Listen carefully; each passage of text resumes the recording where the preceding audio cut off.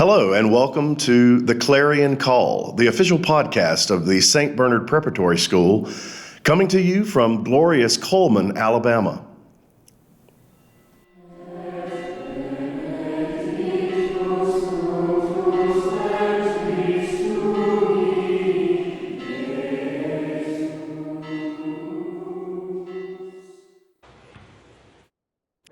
Hello, and welcome to the third edition of the St. Bernard podcast, the podcast of the St. Bernard Preparatory School here in glorious Coleman, Alabama. It's called the Clarion Call. And I am joined today with Mr. Jim Miller. He has served as the CEO over the past year and a half, I suppose. Just over a year, actually. Just over a year. Yeah. For St. Bernard, and has a career in education and communications and consulting. And so it's good to see you. Good to be here, Mr. Shaddrix. Good to be here. We have gotten the class of 2023 graduated. They threw their caps and made pictures, and they are on their way. Mm-hmm. And we are at the beginning of a little summer relaxation before August comes and we do it all again for the class of 2024. Absolutely. And it's a great summer start. Yeah, and we've had a nice May. I remember last May was really hot already, and we've had a breeze today. It's mid to low 80s for Alabama. That's wonderful. So I thought we'd talk a little bit about what brought you back. Well, I love St. Bernard. I graduated in 1976, and it's the last year actually it was St. Bernard College. Right. In 1977, the next year it became Southern Benedictine, and then in 1979 it closed its doors as a college prep school, and then 1984 it got re-involved as a prep school. And you were involved in that, correct? I was. I had the privilege of working with Pete Nicetta, class of 70, and Mike Burke, class of 79. So the three of us worked with Father Marcus at the time, now Father Abbott, and Brother Charles Manning, class of 73, I think, or 74, at any rate. So we had some work to do, and we're very excited about how things have progressed over the years. Yeah. And so, it's great to be back. Had the privilege of meeting my bride, Kathy, used to be Kathy Pinehart, class of 79. She and I met. I had already graduated, but I used to play rugby out here, and we would have events and I had the opportunity to meet her at one of those events, and so we've been married for 42 years. So congratulations! So thank you. We're very excited. Children and grandchildren. I know you got some grandbabies. Yeah, we got 3 kids: Ben, Lee, and Emily. Ben has his wife Amanda. They have Marlo, who's 3, will be 4 in September. Emily, her husband. Kind of a brain fart there. her husband is Guy. They have, I call him Nugget. His name's Lucas James. He's 2.5, and we get to see him a lot. They live here. Oh, good. So that's pretty awesome. Yeah, that's fantastic. You, for a time, were, I know you were at East Elementary. Yeah. Mm-hmm. And at Coleman High School, and I graduated Coleman High School in 1994, and apparently we just missed each other. Well, I was at John Carroll after I left St. Bernard back in the 80s. Down in Birmingham. I was assistant principal there. Then I came and I started teaching at Coleman High School after my daughter Leah was born. And then I taught there till about 90, and then I became principal at East Elementary. But at the time I coached soccer and worked with a lot of the people that you probably know and graduated with. Right. And then for a time I coached the girls soccer team through the 90s and into the early 2000s. Very good. Yeah. It's been a great career. Been a lot of fun. And then you did some consulting work. Yeah. And then you got the call. What did you think about coming back and helping us? Yeah, it was a result of a strategic plan. Part of my consulting, I just help companies do formal long-range strategic plans. Okay. And in January of last year, the board asked me to help them with a formal strategic plan. Father Abbott, I volunteered. We did. We had a really good session over a 2-day period. And as a result of that, they asked if I would be willing to come in and kind of help Implement. do some work, help with the implementation of the strategic plan. Right. And so about a year ago, I came on board. Kathy and I actually both came on for a period of time. Kathy more so to kind of get the feel for the school and what was going on in the school, and me, I was more focused on the business side. And, Right. so we collaborated over last summer, and then she figured it was better being a grandma than being out here, so she went to full-time grandma status. That's awesome. Actually, full-time Oma status. Okay. German for grandma. Yeah, yeah. And so that's what she does. Okay. And you are you moving into a new position, or is it the same type thing? It's the same position. Okay. I'm just, with Mr. Nguyen being the headmaster officially starting tomorrow. Oh, really? Is it tomorrow? Okay. With him being the headmaster, my focus will be strictly business side. Gotcha. And he'll have the academic side and the school side. Gotcha. So he'll be the leader of the school, and I'm Yeah. very excited about what he's going to bring to the table. And he's got a lot of experience himself. He does. He comes from Los Angeles, worked with several schools in downtown Los Angeles, and was a principal there for several years. Had a guidance counselor, assistant principal. So he's. Well, I know quite a I know the kids really like him. I know they respond to him very well. They do. And I've heard more than one of them say that he's like St. Bernard's dad. Yeah. And he has several children of his own. He's a great guy. I personally love him, but yeah, it's exciting for him. So we are getting ready for June the 22nd through the 25th. St. Bernard Alumni Appreciation Weekend, and that'll start on a Thursday. There's going to be a fish fry done by Freddie Day and a golf tournament. We're very excited about it. All the activities are going to really be focused on in the Buyer, with the exception of we'll have the library open for memorabilia and people to come and look at old yearbooks. Sure. And share war stories and stories, if you will, about. And we're going to get into that stories because that's something really important that you're trying to get going. Yeah, go ahead. Absolutely. But yeah, so Thursday night, we'll have a reception for those who are going to be participating in the golf tournament. The golf tournament will be at Chesley Oaks on Friday morning, 7:30 will be a shotgun start. On Thursday night, in the Buyer, we'll have a reception. We'll have just some beverages and snacks and food for people to come in and kind of choose up their teams. 7:30 next morning, I believe that's the time when we'll kind of kick things off at Chesley Oaks. Okay.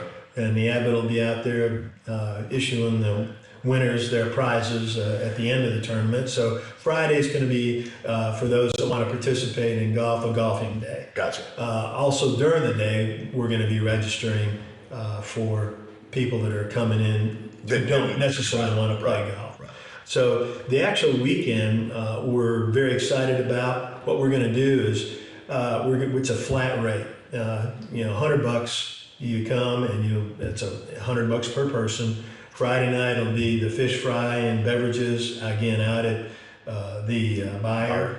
We'll have music in the background for those that want to participate in dancing or whatever. They just sit around beating on the table with the rhythm of the music. Yeah. And then Freddie Day's fish fry will be the food that we'll have on Friday night. Saturday morning, about 10 o'clock, we're going to have a brunch. And at the brunch, Mr. Nguyen, Father Joe, and myself will do kind of an update about what's going on in the school, what we're looking at as enrollment, the exciting things that are going on, give an update as to all the accomplishments of the class of 23, where they're going, what they've done. And then during the day, we'll have games and that set up in on the soccer field. The gym itself won't be available for use because we have our Camp St. Bernard. That kicks off. That sure does. That actually kicks off this Sunday. We have counselors here right now going through their preparations. And then, so that'll be during the day Saturday. We'll tours will be done. I haven't really asked Father Pascal or Father Dominic, but they're going to be. I'm going to see if I can conscript them to lead some tours around the campus, show them what's going on. It will include a tour of the grotto at that point in time, and then commencing in about about 5, there'll be a mass followed by a happy hour, followed by a formal dinner. This will be again at the Byre. We're going to have shuttle service to provide transportation from the Abbey Church up to the Byre. At the Byre, during the meal, Father Abbott is going to do his State of St. Bernard message. So he's going to talk about, from his perspective, all the things that's happening with both the Abbey and with the school. So he'll have an inspiration for us to listen to.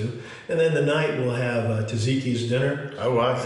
We're going to present. We'll have, it'll be a great evening. Mr. Richards is going to do us right. That's I'm very excited about that. And then Saturday morning is more just say goodbye and hug and let the tears roll, and we plan for next year. Yeah, that sounds great. I'm excited about Tzatzikis being in Coleman. They're going to open up here in about a week and a half, 2 weeks, I think. Mm-hmm. Very close, and it's going to be great. Well, I tell you what, let's take a break, and we'll come back and we're going to talk about a project that I'm kind of excited about. I just found out about it, and so we'll be back. We will be back on the Clarion Call, the official podcast of St. Bernard Preparatory School. Students at St. Bernard Prep School benefit from courses that challenge them academically, small class sizes that encourage engagement, athletics that strengthen them, and spiritual development to prepare them for all of life's trials and triumphs. Hi, my name is Meg Glover, and I'm the Director of Admissions at St. Bernard Prep School. Do you know a student who you think would benefit from an education here at St. Bernard? Application season is in full swing, and now is the time to apply. Visit our website at stbernardprep.com and click on the admissions page to get started. Scholarships and financial aid are available to students who qualify, but those deadlines are quickly approaching, so apply today. Hello, and welcome back to the Clarion Call, the official podcast of the St. Bernard Preparatory School here in glorious Coleman, Alabama. We're joined with Mr. Jim Miller, and we've been discussing the upcoming Alumni Appreciation Weekend here at St. Bernard, June 22nd through the 25th. And you mentioned earlier about stories, and you mentioned to me before we came on air that you've got a project that you want to get started, and I think it's great because for all of our technology and all of our abilities, some of this stuff just gets lost and it never gets written down, it never gets videoed, it never gets this and that. So talk a little bit about what you've got in the pipeline. First of all, Mr. Shaddrix, thank you for doing this. I think you got a great voice, a great presence on screen. So thanks for doing the podcast. I think it's great. Yeah, we're having a great time doing it. Yeah. Well, social media has really come a long way. For many years, the only memories that would be generated around things like Facebook. We had a graduate, Bob Greer, who he took it on his own self, I guess, to kind of collect and post memories. Some of them were pictures from yearbooks. Some of them were pictures from newspapers that were generated back when the college was in session. And he did a great job. And unfortunately, he passed during the COVID epidemic. And another alum kind of picked up in his stead, Kevin Doherty. And Kevin has done a fantastic job of just adding to. And it's got a good number of following, number of alum who follow these websites. And Kevin and I have had conversations, and we're very interested in capturing the stories. And what better way than perhaps this weekend that's coming up in a few weeks to capture them digitally. Right. Because people have memories that, just are you hear them shared, and they're fun, and other people, it'll trigger other people to tell their stories of it. And I'm just going to share a couple of them today. That I thought about some things that used to take place. Yeah. And this is actually my wife's story, Kathy. She was Kathy Pinehart. She first started school at Sacred Heart. At that time was a junior college, and so she started for her first year at Sacred Heart. Yeah. Then came to St. Bernard, and then at some point moved on campus, even though she was from the Coleman area. Well, when she came to St. Bernard, there was a not a very nice tradition that the new girls would get thrown into Lake Nasty. And so Kathy had basically escaped Having that happen to her until one evening when the baseball team came in, caught her in the cafeteria, picked her up, chair and all, and took her out to the lake and dumped her in. So she didn't escape the hazing ritual. The hazing, negative as it was. But those are the kind of stories that we would like to share, or like people to share. And I've asked Kevin if he wouldn't mind kind of helping capture those stories digitally and creating somehow a digital library, either on our website, and that's more than likely where it'll be housed, is on our website. And there's many stories. Virtually anybody who came to school, and I came to school here, he was dorm director at Benedict Woods. And in the early 70s, we didn't have computers, we didn't have cell phones, we didn't have even TVs.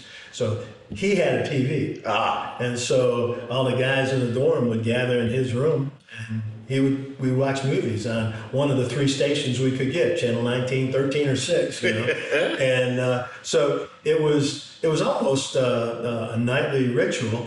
And where his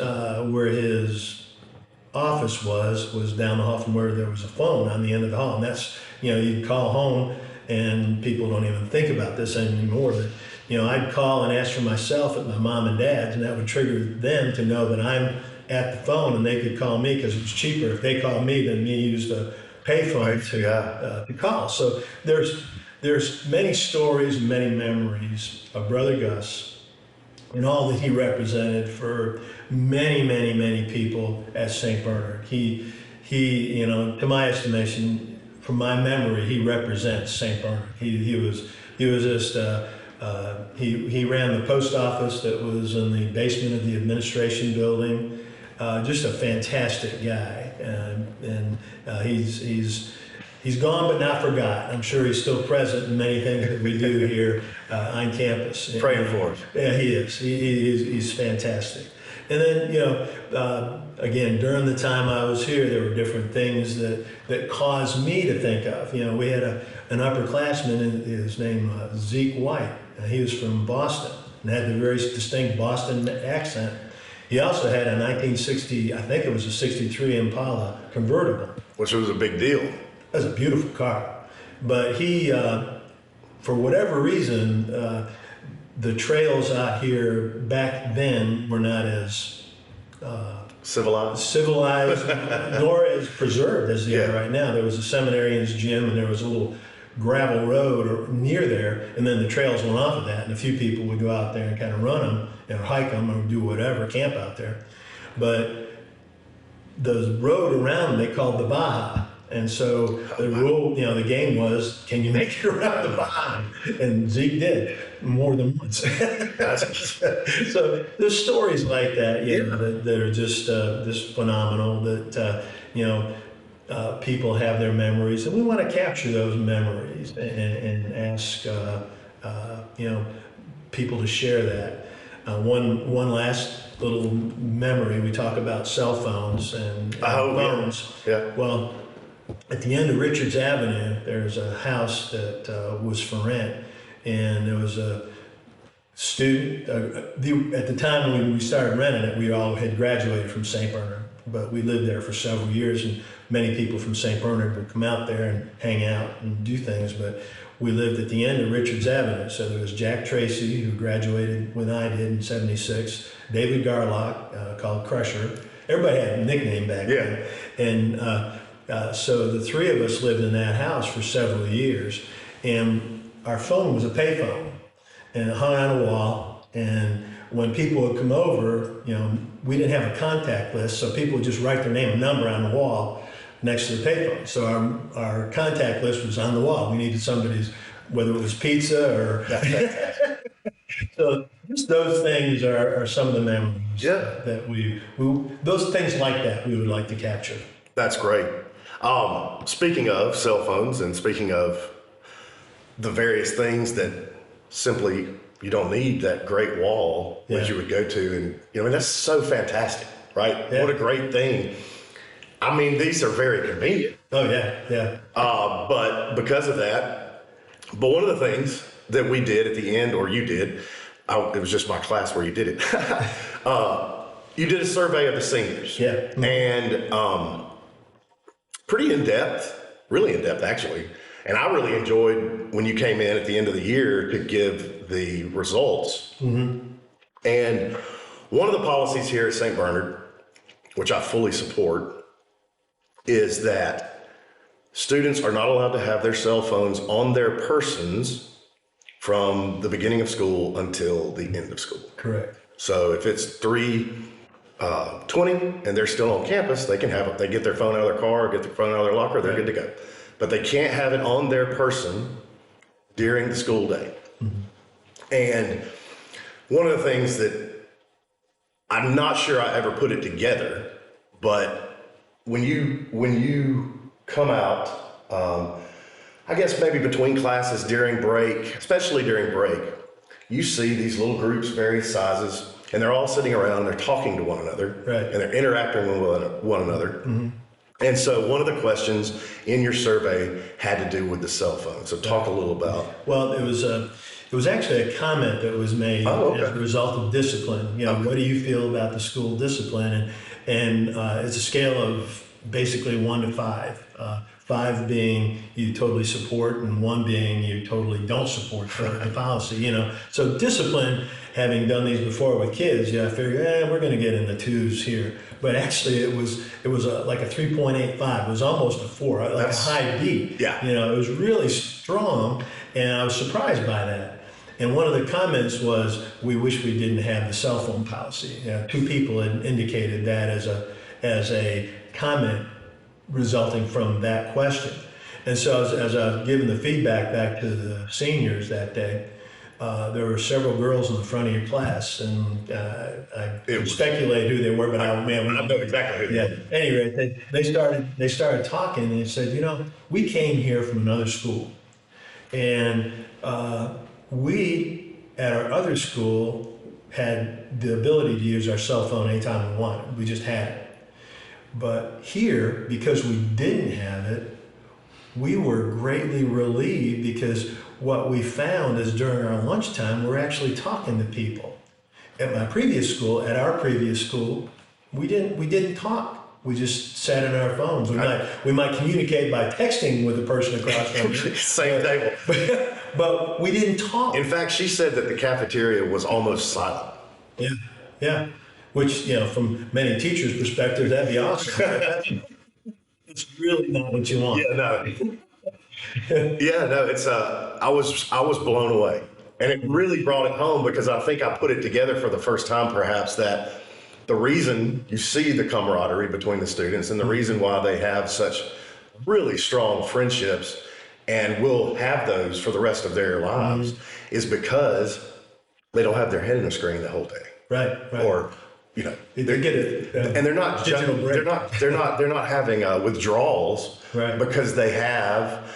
I'm not sure they use them at night or whatever, but they have that set of hours per day where they are not even drawn to check something, or drawn or not, they're not checking. Well, I think that once you get used to that, because I noticed for me, for instance, since I've been since we don't have classes every day, my screen use went up for the first time in several months. Yeah. Well, guess what? I'm not in class. Yeah. And I'm not teaching. Yeah. And I think the same thing for them. They're not, your mind, I suppose, gets used to the schedule. And then, but that rule, they say all the time, and I never believed this when I was growing up. They say all the time that kids love rules. But I think it's true. Absolutely. And I think that rule actually gives freedom for them to develop interpersonal skills and communicate and, have literal FaceTime. Yeah. Yeah, exactly. That's correct. It's, I think it goes back to, I think the word you use, relationships. They've established or are establishing relationships, and some have established relationships, many of which they'll have for a lifetime. And I guess that's the whole impetus by trying to get people to come back to alumni appreciation and to get St. Bernard Prep alum to come to alumni appreciation is to reconnect with some of those relationships that you developed over time. It's just, it's a wonderful thing. St. Bernard's a wonderful campus. It's part of who my wife and I are, and my family. St. Bernard's who we are. Yeah. Once you fall in love with St. Bernard, you don't fall out. No, that's a true statement. Yeah. It's home. I mean, it's an amazing place. It is, and we're trying to tell that story and capture the stories of people that we want to share their stories. And I think it's just incredibly important. I mean, it's important for recruiting because I have friends with children. And I talk to people, and I know that people want what St. Bernard has to offer. Yeah. Especially when they see it on the faces of the people who we've had, the kids, when they hear stories like you're telling today. But then what's even better is when they don't know, they know what they want. They don't know anything about St. Bernard. And like with Jack Janizak and his parents and his story out of Washington State, she gets online one day, she finds St. Bernard, and he's on a plane across the country. 3,000 miles away. And and then a year later, the parents moved to Cole. Yeah.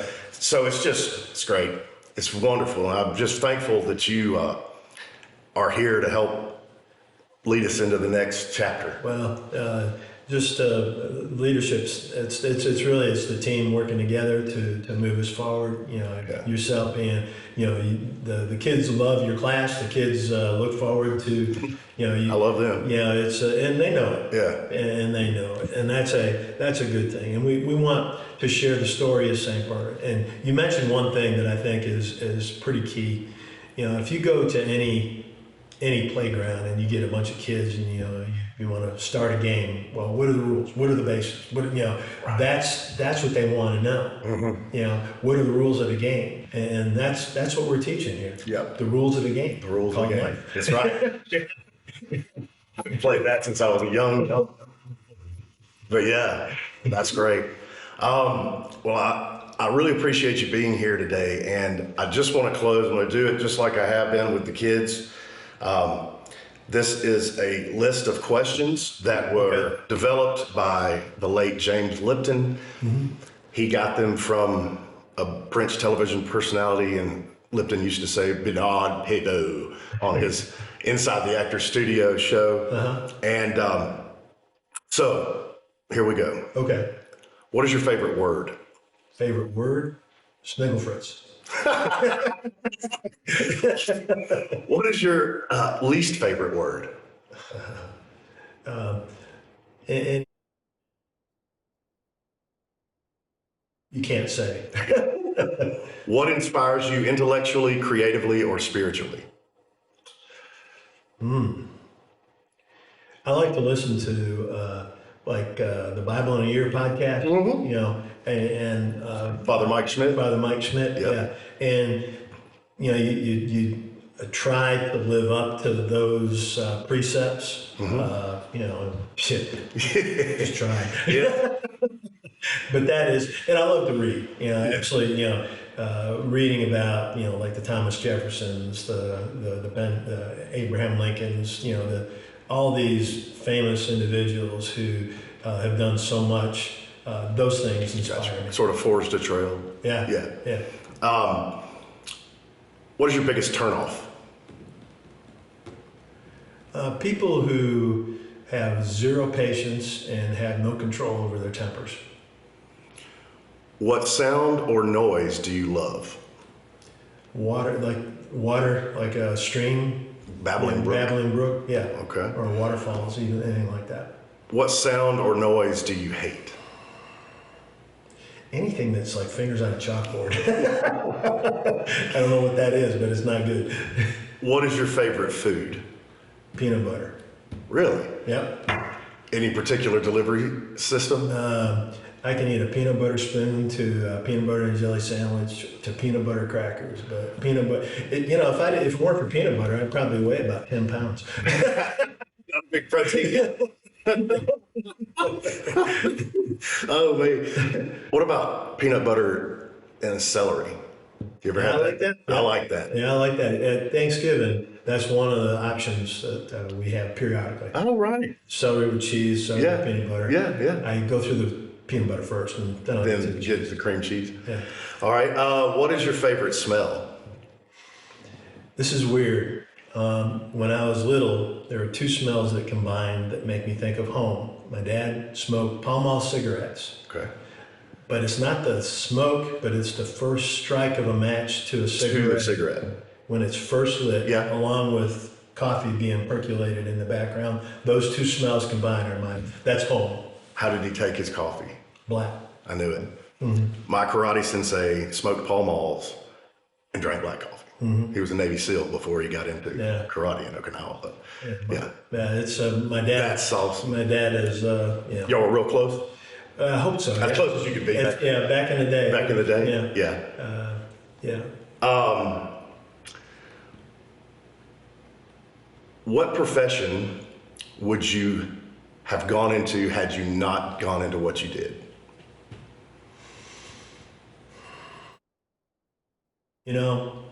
From my perspective, the only profession that seems to make any difference in the world is teaching.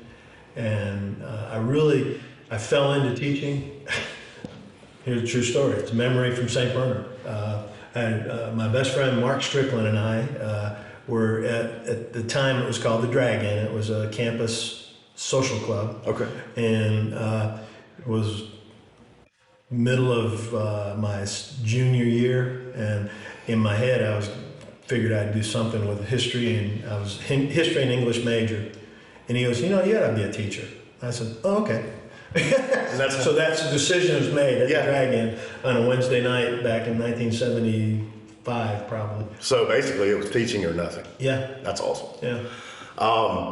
What profession are you glad you never went into, or what profession, if you would have been 18, would never have wanted to do? Well, my dad wanted me to be an engineer, and that's really what I thought I was going to be, as an engineer, until I ran into analytical geometry. And when I ran into analytical geometry, I said, okay, what else can I do? A building that used to be right over there, Father. It was there were two teachers from Germany who actually came over with Werner von Braun that used to hang team teach here at St. Bernard. And I took that class, and I walked in late one day. It was a Tuesday, Thursday, so you had a night class. I walked in, and there was only about 6 or 7 of us in the classroom, and it was the doctor, he, not the she, that was there. And then one board covered and the other one half covered. And I looked at the group and everybody went like this. I turned around and laughed. I said, I don't need it today. Yeah. Oh, man. Yeah, that was not my gig. My wife, a math major, got an engineering degree at UAB, and then went to law school. She's an attorney. Yeah. I'm a lawyer. Same degree, but I understand. Yeah.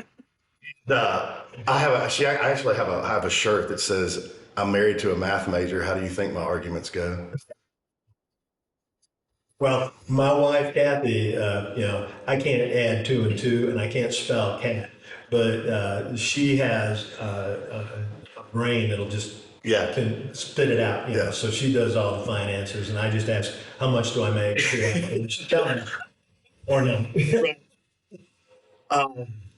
When you graduated St. Bernard and when you weren't here those years, what did you miss the most about St. Bernard? Well, I graduated in '76 and I started teaching at Sacred Heart in Coleman. So I didn't really go away because I continued Right. to play soccer out or rugby out here with the team Okay. until the school closed in '79. Between '79 and '83, I would run out here all the time. I was an avid runner. I used to love to run the trails. But the feel of the campus without a school here, it was eerie. I mean, it was almost like going to a haunted house. Interesting. It was very spooky. Yeah. They tried to they rented out space to some businesses in the ad building, trying to come up with a plan. They really pushed the retreat center, and they were doing work with the retreat center. But the lack of an educational entity on campus was a power. It was very, very eerie. Yeah. Very interesting. And then finally, knowing heaven exists, what would you like to hear Jesus say in judgment? Come in. Yeah. You'll have to draw this out. I love it. I love it. That's fantastic. This has been really, really great. I've enjoyed speaking with you today. And so, ladies and gentlemen, we will close out here. Tune in for the 4th edition next month. And we will keep going with the Clarion Call, the official podcast of St. Bernard Preparatory School here in glorious Coleman, Alabama.